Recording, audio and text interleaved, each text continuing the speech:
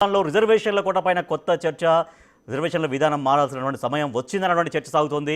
హైకోర్టులో కొత్త వాదన తెరపైకి తీసుకొచ్చారు అడ్వకేట్ రవివర్మ. తెలంగాణలో 85% ఉన్నటువంటి బీసీ, ఎస్సీ, ఎస్టీల జనాభాకి బీసీలకు ఇప్పుడు 42% ఇస్తే కూడా 67%కి చేరుకుంటాయి. 85% జనాభాకి రిజర్వేషన్ కోట, 15% ఓసీలకు 33% రిజర్వేషన్ దక్కినట్లయినటువంటి వాదన వినిపించారు. సో జనరల్ సీట్లలో, ఎందుకంటే జనరల్ సీట్లలో బీసీ, ఎస్సీ, ఎస్టీల పోటీ కాస్త తక్కువగా ఉంటుంది అన్నటువంటి వాదన అయితే తెరపైకి తీసుకొచ్చారు. రైట్, నాగేశ్వర్ గారు, తెలంగాణ రిజర్వేషన్ల కోట దానికి సంబంధించినటువంటి చర్చ, కొత్త చర్చకు ఎట్లా తెర తీసినట్టుగా చెప్పొచ్చు?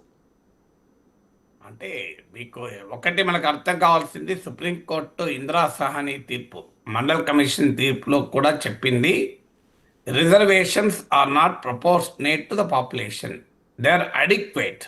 అంటే జనాభాకు దామాషా పద్ధతిలో రిజర్వేషన్లు ఉండవు. అది చాలినంత ప్రాతినిధ్యము లభించిందా లేదా అన్నదే క్రైటీరియా. అడిక్వేట్ తప్ప ప్రపోర్షనేట్ కాదు అని. అందువల్ల జనాభా ప్రాతిపదికగా మేము రిజర్వేషన్లు ఉండాలన్నది ఎస్సీ ఎస్టీల వరకు మన దేశంలో అమలు అవుతున్నాయి తప్ప ఇతర రిజర్వేషన్లు అలా అమలు కావు. ఇది మొదటిగా మనకు అర్థం కావాలి. ఎందుకంటే మీకు మండల్ కమిషన్ కూడా దేశంలో ఓబీసీలు 52%, 52% అన్నారు. కానీ 52% రిజర్వేషన్ ఇవ్వలేదు కదా, అందులో సగమే ఇచ్చారు కదా, ఎవరు అభ్యంతరం చెప్పలేదు కదా. కారణం అదే ఇందిరా సహాని తీర్పులో చెప్పిన అడిక్వేట్ వర్సెస్ ప్రపోర్షనేట్. చాలా సందర్భాల్లో రాజకీయ నాయకులు నినాదాలు ఇవ్వచ్చు, మేమెంతో మాకంత వాటా అని. So but reality what is the constitutional late position? Supreme court ఇచ్చిన రాజ్యాంగ భాష్యం ప్రకారం జనాభాకు దామాషాలో రిజర్వేషన్లు ఉండవు. అవి అన్ని వర్గాల ప్రజలు కనీసం చాలినంత ప్రాతినిధ్యం ఉందా లేదా అనేదే క్రైటీరియా. అందువల్ల ఈ 67% మాత్రమే అవుతున్నాయి రిజర్వ్ కేటగిరీస్కు రిజర్వేషన్లు, జనాభాలో వాళ్ళు 85% అనే లాజిక్ కరెక్ట్ కాదు.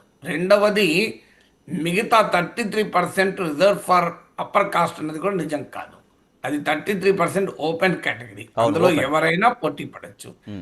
డెఫినెట్గా బీసీ, ఎస్సీ, ఎస్టీ వాళ్ళు తక్కువ పోటీ పడుతున్నారా, ఎక్కువ పోటీ పడుతున్నారా అనే చర్చ ఉండొచ్చు. కానీ they are not reserve for OCs. So అది ఓపెన్ కేటగిరీ తప్ప అప్పర్ కాస్ట్ కోటా కాదు 33%. ఇది రెండవది. మూడవది, ఎకనామికల్లీ వీకర్ సెక్షన్స్ రిజర్వేషన్ల పైన ఆ ప్రశ్న కరెక్ట్. ఇప్పుడు అడ్వకేట్ చెప్పింది కరెక్ట్. ఎందుకంటే ఎకనామికల్లీ వీకర్ సెక్షన్స్కు 10% ఇచ్చారు.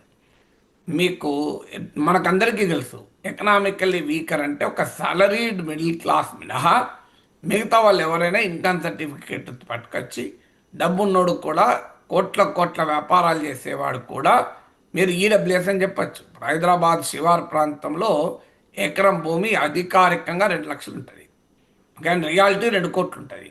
మీరు అక్కడ 20 ఎకరాలు ఉన్నాయనుకోండి, మీకు యాక్చువల్గా మీకున్నది ఎంత? 20 × 2 లక్షలు, 40 లక్షలే. 40 లక్షల 20 ఎకరాల పొలంలో నాకేం పంట పండట్లేదు అంటే ఈడబ్ల్యూఎస్ అవుతారు. కానీ అది 20 × మీకు 40 కోట్ల ఆస్తి మామూలు విషయం కాదు కదా. గవర్నమెంట్లో ఒక ఆఫీస్ బాయ్గా పనిచేసిన వారికి రిజర్వేషన్ ఉండదు, 40 కోట్ల ఆస్తి ఉన్న వాళ్ళు రిజర్వేషన్ ఉంటుంది. ఎందుకంటే అది ఈడబ్ల్యూఎస్ అంటే మన దేశంలో ఇన్కమ్ సర్టిఫికేట్ తెచ్చుకోవడం పెద్ద కష్టం కాదు. అంటే ఇప్పుడు ఉదాహరణకు తెలంగాణలో 15% మీకు అప్పర్ కాస్ట్ జనాభా ఉంది. అందులో 90% ఈడబ్ల్యూఎస్కి ఎలిజిబుల్ అవుతారు, ఎందుకంటే ఈ సర్టిఫికేట్ తెచ్చుకోగలుగుతారు కనుక. 90 కాకపోతే 80 అవుతారు, అంటే around 12% of the upper caste eligible అంటారు. వాళ్ళ 10% ఈడబ్ల్యూఎస్ కోటా ఉంది. అది ఎలా కరెక్ట్ అవుతుంది? మీకు 50% పైగా ఉన్న బీసీలకేమో అందులో సగమే ఉంటుంది రిజర్వేషన్లు. కానీ మీకు అప్పర్ కాస్ట్ కోమో దాదాపు జనాభాకు ఈక్వల్గా వస్తుంది ఈడబ్ల్యూఎస్ రిజర్వేషన్లు వచ్చినప్పటి నుంచి నేను ఈ ప్రశ్న రైజ్ చేస్తూనే ఉన్నాను, కానీ ఎవరు పట్టించుకోలేదు కదా. నిజమే, మరి అది జనాభాకు దామాషలు ఇవ్వడం కరెక్ట్ కాదన్నప్పుడు అన్ని వర్గాలకు కరెక్ట్ కాదు కదా. అందువల్ల రిజర్వేషన్ల విషయంలో మనకు అర్థం కావాల్సింది ఏంటంటే, మన సమాజంలో అటు మెరిట్ను ఇటు సోషల్ జస్టిస్ను బ్యాలెన్స్ చేయడానికి, అటు రైట్ టు ఈక్వాలిటీని అఫర్మేటివ్ యాక్షన్ అంటారు, సామాజిక న్యాయాన్ని బ్యాలెన్స్ చేయడానికి 50% లిమిట్ సుప్రీంకోర్టు విధించింది. దానికి ఒక లాజిక్ ఉంది, తర్కం ఉంది. అందువల్ల ఇప్పుడు ఎవరికి సమాజంలో ఎవరికి ఎంత వాటా అంటే అంత వాటా అంటే కూడా మళ్ళీ అదొక ఛాలెంజ్ వస్తుంది. ఇప్పుడు బీసీలు అంటే ఒకే కులం ఉండదు, అందులో కొన్ని కులాలే ఎక్కువ ప్రయోజనం పొందడం లేదా? అవును. అన్ని కులాలకు సమానంగా వస్తున్నాయా? సమానంగా ఈవెన్ దళితుల్లో కూడా అనేక కులాలు ఉన్నాయి, అవును. అది ఒక గిరిజనుల్లో అనేక కులాలు ఉన్నాయి, అందరికీ సమానంగా వస్తున్నాయా? చిన్న చిన్న కులాలు కూడా ఉంటాయి, వాళ్ళకి సమానంగా వస్తున్నాయా రిజర్వేషన్?